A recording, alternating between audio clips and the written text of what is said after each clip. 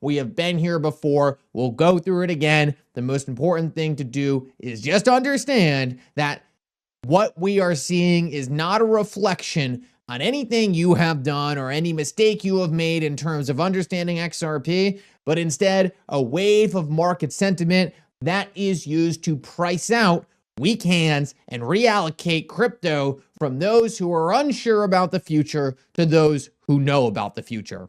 With that said, I want to move on and talk about something extremely interesting that just came across my radar today. Guys, it looks like there is trouble in paradise for Ethereum. Vitalik came out earlier today and said that he no longer thinks that L2s are a solution and that essentially Ethereum needs to rethink the way they've built their ecosystem. Guys, this to me is something that I'm overall not surprised about. The whole idea of L2s never made a lot of sense. And for those of you who don't know, a layer 2 is this weird second network that is supposed to sit on top of Ethereum to do the things that Ethereum can't do, but then it has its own tokens and values coming out of the Ethereum ecosystem to these L2s. Essentially, for a long time, Ethereum couldn't scale, and people said, all right, well, since Ethereum can't scale, we'll build on these L2s, but the L2s are really just different networks, and now Vitalik is scrapping the entire thing. He's saying, no L2s, it all has to be done on Ethereum.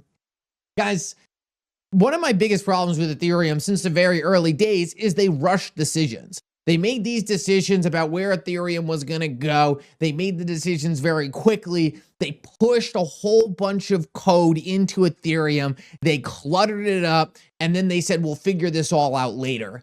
Since then, Ethereum has had massive scaling issues, and they continued this strategy of just saying, okay, well, let's just build and build and build, and we'll build quicker than the problems come up. But the problems are now coming up quicker than they're building, and now they're stuck in this position where they're like, well, we didn't really get any of the things done that we were supposed to do, and now we have all these layer 2s, and now we don't want to use the layer 2s anymore, and Ethereum still can't scale. It's a whole disaster, and the only reason I talk about it in this video is because it really goes to show why the XRP ledger has been built slowly throughout time, and watching the market environment and understanding what's going to stay, what's going to be long lasting, and what's a short-term fad.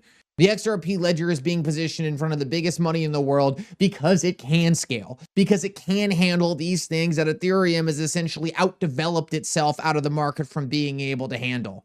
So important to understand that it's not always, hey, let's just build everything everyone wants and jam it into the code and see what happens on the other side. Understanding that purpose-built layer 1s that solve real problems, those are the things that are going to lean in towards mass adoption, not this everything